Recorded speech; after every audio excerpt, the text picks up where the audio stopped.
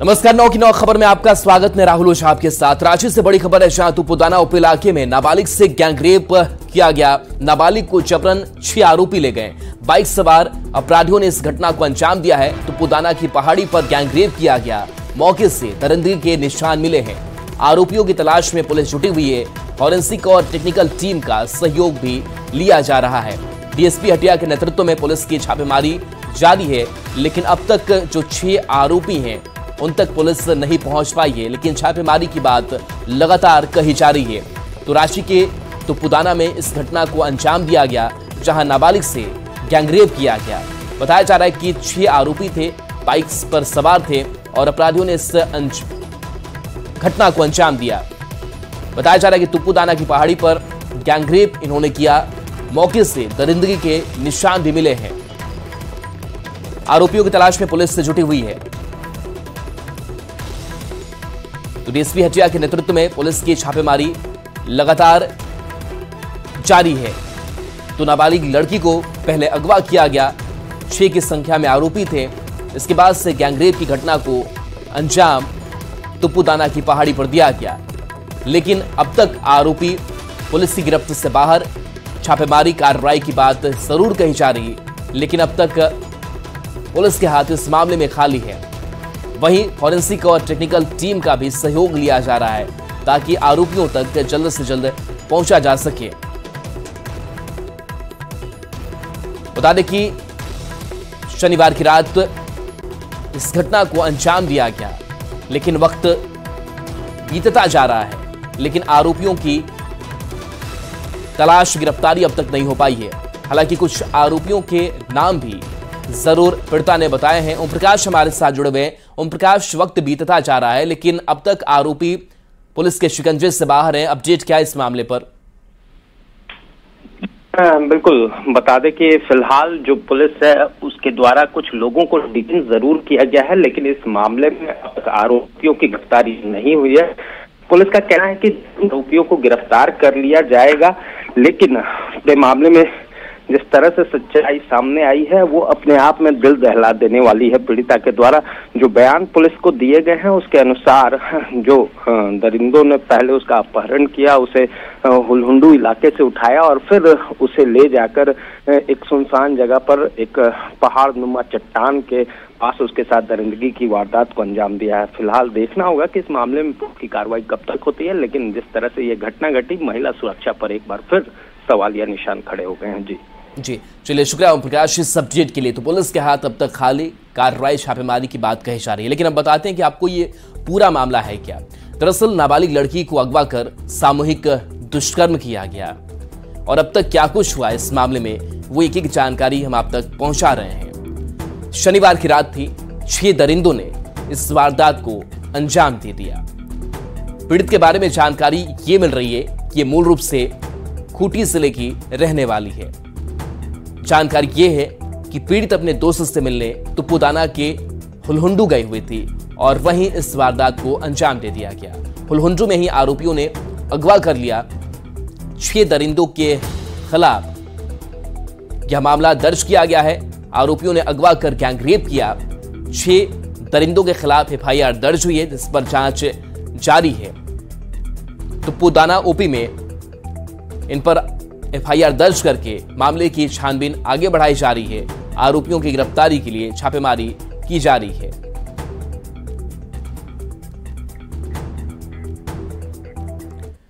अब देखिए कि दरिंदों ने कैसे इस पूरी वारदात को अंजाम दिया है, उसको समझने की कोशिश करते हैं। तो राज्य के तुपुदाना इलाके के हुलहुंडू से एक नाबालिग लड़की को अगवा कर उसके साथ सामूहिक दुष्कर्म किया गया।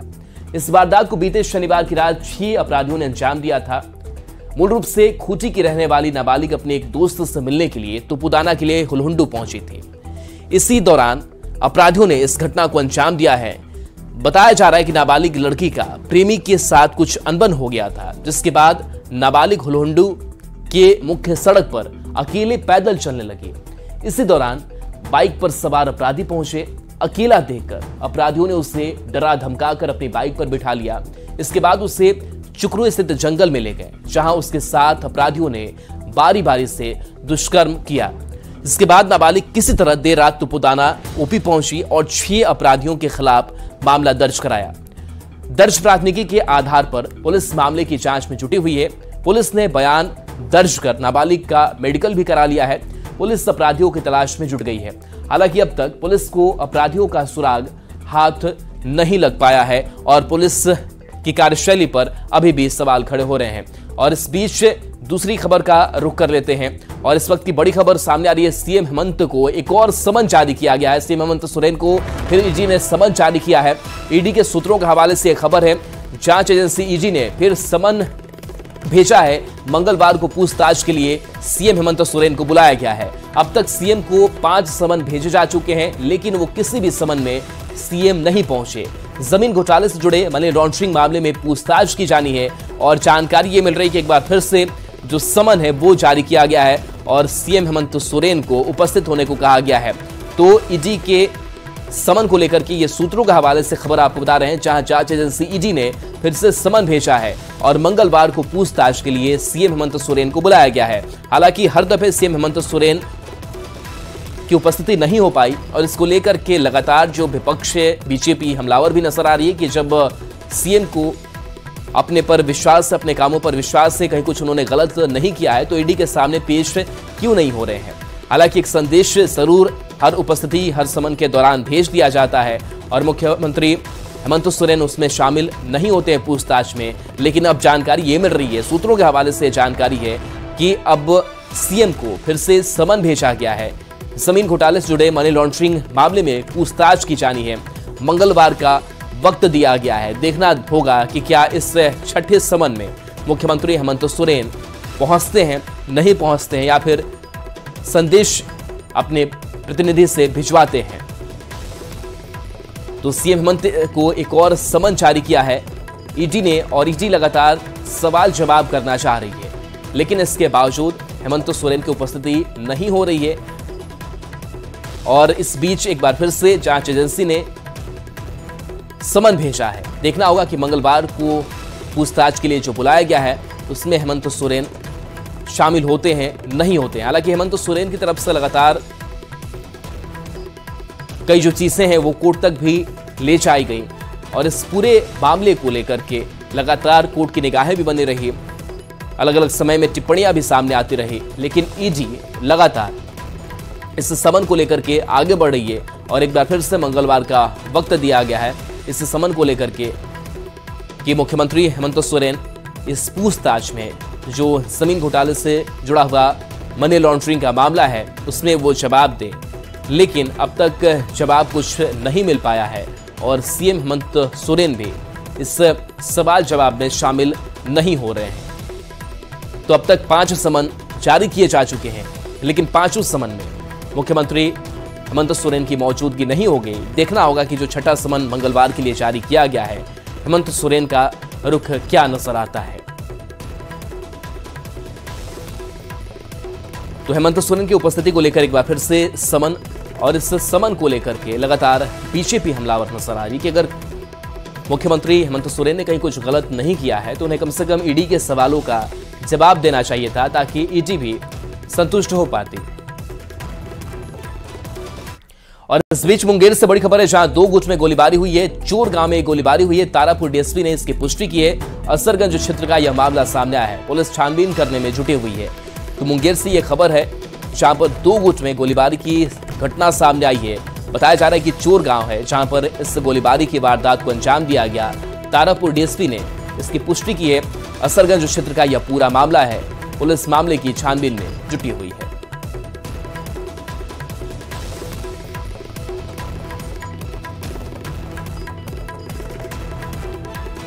ओडिशा में कांग्रेस सांसद धीरज साहू के ठिकानों से जब्त कैश की गिनती पूरी हो चुकी है। 4 दिन से जारी कैश की गिनती में आंकड़े लगातार बढ़ रहे हैं। 351 करोड़ तक यह आंकड़ा पहुंच चुका है। कैश जब्ती का यह आंकड़ा देश में किसी भी छापेमारी में अब तक का सर्वाधिक है।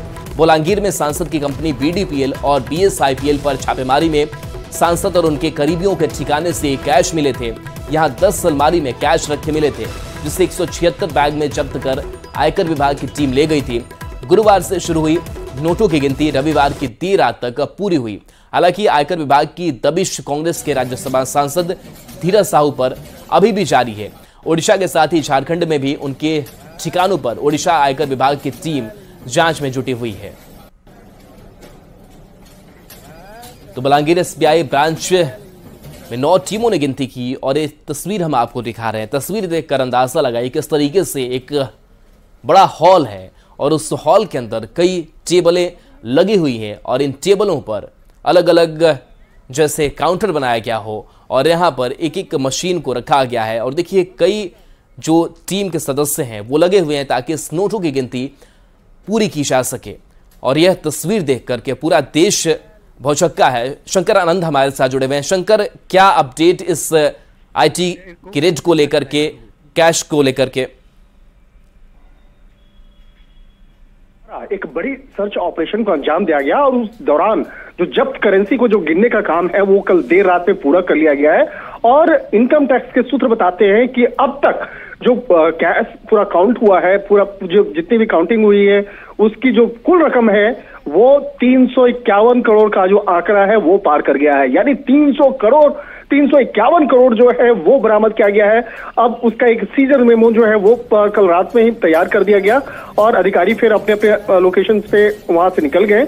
लेकिन अब जो है अब यहाँ पे सवाल उठता है कि अगली कार्रवाई क्या होगी। तो इस मामले में अगले सप्ताह से पूछताछ के लिए कई लोगों को इनकम टैक्स का नोटिस भेजा जाएगा, उसके बाद पूछताछ के लिए बुलाया जाएगा और जो पूछताछ की तमाम प्रक्रिया होगी ये उड़ीसा और झारखंड स्थित इनकम टैक्स के दफ्तर में किया जाएगा। और कहा जा सकता है कि जिस तरह से इनकम टैक्स के द्वारा एक बड़ी कार्रवाई को अंजाम दिया गया है, इस मामले पर कई आरोपी अब इनकम टैक्स पर आ गए हैं। लेकिन मामला यहां तक ही नहीं रुकने वाला है, क्योंकि अब इस मामले में हो सकता है जल्दी केंद्रीय जांच एजेंसी ईडी की भी एंट्री हो सकती है, क्योंकि जिस तरह से मनी लॉन्ड्रिंग का इतना बड़ा मामला सामने आया है, जांच एजेंसी के हमारे सूत्र बताते हैं वो भी इन मामलों पर आगे की इन्वेस्टिगेशन में जुटे हुए हैं। जल्दी ये हो सकता है कि इस केस को टेक ओवर किया जा सकता है, लेकिन टेक ओवर करने की जो प्रक्रिया होती है तकरीबन 1 सप्ताह का वक्त लग सकता है। लिहाजा हमें 1 सप्ताह का इंतजार करना पड़ेगा। लेकिन इस दौरान चाहे इनकम टैक्स की बात करें या ईडी की बात करें, दोनों जांच एजेंसियों के द्वारा इस मामले में विस्तार से तफ्तीश की जाएगी और कहा जा सकता है कि आने वाले वक्त में इस मामले पर कई लोगों की मुश्किलें बढ़ सकती हैं। और जिस तरह से 351 करोड़ का जो आंकड़ा है अपने आप में सबसे बड़ा आंकड़ा कहा जा सकता है, जिस बात को लेकर अब राजनीतिक गलियारों में भी काफी चर्चाएं हो रही है। राजनीतिक गलियारों में इस बात को लेकर चर्चा किया जा रहा है कि आखिर इतना कैश कैसे जमा कोई कर सकता है और कैश जमा करने की वजह क्या रही है, किस तरह से पैसों को लाना ले जाना, इन तमाम प्रक्रिया को सियासत के लिहाज से देखें तो बीजेपी इसको बड़ा मुद्दा बना चुकी है और प्रधानमंत्री नरेंद्र मोदी भी ये कह रहे हैं कि पाई पाई जो है वो लौटानी होगी इस काली कमाई का। कांग्रेस कहीं ना कहीं इससे किनारा कर रही है। सियासत की दृष्टि से देखें तो इसका असर धीरज साहू पर या फिर कांग्रेस पर कितना पड़ता हुआ नजर आ रहा है? जो कांग्रेस के काफी वरिष्ठ नेता हैं, झारखंड में उनका काफी दबदबा रहा है और जिस तरह से उनसे जुड़ा ये जो पैसे जो बरामद किया गया है ये अपने आप में बहुत बड़ा एक मसला है। और इसलिए इन तमाम बातों को ध्यान में रखते हुए धीरज साहू का अभी तक कोई भी बयान नहीं आया है और यहाँ तक कि कांग्रेस से जुड़े हुए जो वरिष्ठ अधिकारी हैं उनका भी इस मामले पे कोई जवाब नहीं आया है, क्योंकि जिस तरह से ये कहा जा सकता है कि 351 करोड़ का जो आंकड़ा है वो अपने आप में एक ऐसा आंकड़ा है जिसको देख करके ये समझा जा सकता है कि किस तरह से मनी लॉन्ड्रिंग के मामले को अंजाम दिया जा रहा था। शायद यही वो वजह है जिसके चलते कांग्रेस के वरिष्ठ नेता इस मामले पर कोई भी जवाब नहीं दे पा रहे हैं और इस मसले को लेकर बीजेपी काफी एक्शन के मूड में नजर आ रही है। चलिए शंकर, अपडेट के लिए बहुत बहुत शुक्रिया आपका। सांसद के कैश श्लोक में अब तक क्या कुछ हुआ है वो आपको एक एक करके बताएंगे। तो सांसद धीरज साहू के ठिकाने से जब्त कैश की गिनती पूरी हो चुकी है और ये जो आंकड़ा है वो लगातार अब 340 करोड़ के पार पहुंच चुका है। तो एमपी के ठिकाने से जब्त कैश की गिनती पूरी की जा चुकी है। जानकारी ये सामने आ रही है कि गुरुवार से ही जब्त कैश की गिनती की जा रही थी, काफी वक्त लगा, कई मशीनें खराब हुई। 4 दिन में 351 करोड़ कैश की गिनती की गई है। तो ये आंकड़ा, ये रकम काफी बड़ा। कैश से भरी 10 अलमारी जब्त इस छापेमारी के दौरान की गई। जब्त कैश को 176 बैग में रखा गया था। जानकारी यह मिल रही है कि ओडिशा, झारखंड, बंगाल, इन तीनों राज्यों में छापेमारी एक साथ की गई। बुधवार को आयकर की टीम ने यहां पर छापा मारा था। ओडिशा में बीडीपीएल, BSIPL पर छापेमारी की गई, जो दोनों कंपनियां हैं। वहीं सांसद के आवास प्रतिष्ठान पर भी छापेमारी IT की तरफ से की गई। किसी भी रेड में से सबसे ज्यादा यह कैश बरामद होने वाला ये रेड माना जा रहा है। कटिहार से इस बीच बड़ी खबर है, जहां मामूली विवाद में युवक की हत्या कर दी गई। 19 साल के युवक की हत्या कर दी गई है। साइकिल से ठोकर लगने के बाद विवाद हुआ, 2 लोगों पर हत्या का आरोप लगा है। पुलिस ने मामला दर्ज किया है। तो कटिहार से ये बड़ी खबर आपको दे रहे हैं, बड़ी जानकारी है, जहां मामूली विवाद हुआ और इसमें युवक की हत्या कर दी जाती है। 19 साल के युवक की हत्या कर दी गई। साइकिल से ठोकर लगने के बाद से विवाद हुआ और इसी में हत्याकांड को अंजाम दे दिया गया। 2 लोग पर हत्या का आरोप है। पुलिस मामले की छानबीन कर रही है।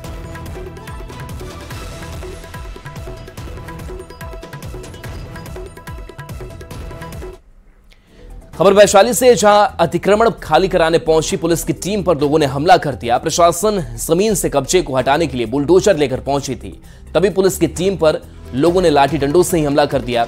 हमले के बाद पुलिस की टीम भागने लगी। इसके बाद मौके पर भारी संख्या में पुलिस पहुंची और जमीन को अतिक्रमण मुक्त कराया जा सका। घटना महुआ थाने के मुकुंदपुर मंगरू चौक के पास की है। तस्वीर आपको दिखा रहे हैं, जहां पर JCB की मौजूदगी है। अतिक्रमण हटाने की कोशिश है, लेकिन इसी दौरान इस टीम पर ग्रामीणों ने हमला बोल दिया, जिसके बाद से और भी पुलिस कर्मी को यहां पर लगाया गया, जिसके बाद से यहां से अतिक्रमण को हटाया जा सका। पुलिस की टीम पर लाठी डंडों से हमला कर दिया गया था। ये देखिए कैसे पुलिस की टीम पर इन डंडों से हमला करते हुए लोग नजर आ रहे हैं। पत्थर भी चलाया जा रहा है और पुलिस यहां से भागती हुई नजर आ रही है। हालांकि बाद में इसकी सूचना दी गई, कुछ और पुलिसकर्मियों की जो टीम है वो पहुंची, जिसके बाद से लोगों को शांत कराया जा सका। लेकिन तस्वीर कहीं ना कहीं अपने आप में कई सवाल भी खड़े कर रहा है कि क्या बिहार पुलिस सुरक्षित नहीं है। और आए दिन ऐसी घटनाएं सामने आती है, जहां पर छापेमारी करने जब पुलिस जाती हो, जब कार्रवाई करने जाती हो, किसी अपराधी को पकड़ने जाती हो, शराब के लिए कार्रवाई करने जाती हो, बार बार पुलिस पिट कर आ जाती है। अब रुक करते हैं अगली खबर की ओर। मौसम को लेकर के बड़ी खबर है। पटना में 2 डिग्री पारा गिरा है। पटना सहित 24 जिले में तापमान गिरने लगा है। आकाश में कोहरा छाया हुआ है। तापमान गिरने से ठंड बढ़ेगी। शाम में और कनकनी बढ़ने की संभावना मौसम विभाग ने जताई है। तो मौसम को लेकर के यह जानकारी है कि आपको और ठंड लगेगी। पटना सहित 24 जिले में तापमान गिरने लगा है। आकाश में कोहरा छाया हुआ है। पटना सहित बिहार के 24 जिलों में तापमान में गिरावट देखी जा रही है। मौसम विभाग की माने तो आने वाले कुछ दिनों में और तेजी से तापमान में गिरावट देखी जाएगी। आज तापमान में पिछले कई दिनों के मुकाबले ज्यादा गिरावट देखी जा रही है। आपको बता दें कि आकाश में धुंध तो छाए हुए हैं। रात में और कनकनी बढ़ने के आसार भी नजर आ रहे हैं। मौसम विभाग की माने तो 24 जिलों में तापमान में कमी हुई है और यही वजह है कि ठंड में बढ़ोतरी भी देखी जा रही है। राजधानी में न्यूनतम तापमान 3 दिनों में 6 डिग्री गिरा है। 7 दिसंबर से जो तापमान में गिरावट देखी जा रही है उसकी शुरुआत हो गई है और आज भी पिछले कई दिनों के मुकाबले अधिक ठंड महसूस हो रहा है। मौसम विभाग का साफ तौर पे कहना है कि आज रात से ही जो कनकनी है वो बढ़ने लगेगा। आकाश में धुंध छाए रहेंगे। धूप निकलने के बाद शाम में और तेजी से जो ठंड है वो लोगों को महसूस होगी, कनकनी महसूस होगी। सुबह में धुंध घना होगा और अधिकतम और न्यूनतम तापमान का जो फासला है वो अब बढ़ रहा है। ऐसे में सुबह और शाम की अनुभूति अधिक होगी। दोपहर में मौसम साफ रहेगा और कल के मुकाबले यानी रविवार के मुकाबले आज राजधानी पटना में ठंड भी अधिक महसूस होगी। लगातार जो ठंड है वो बढ़ने लगा है। हालांकि दिसंबर महीने का जो पहला सप्ताह है पिछले 18 सालों का रिकॉर्ड तोड़ चुका है। 18 सालों से इतना गर्म दिसंबर कभी नहीं रहा।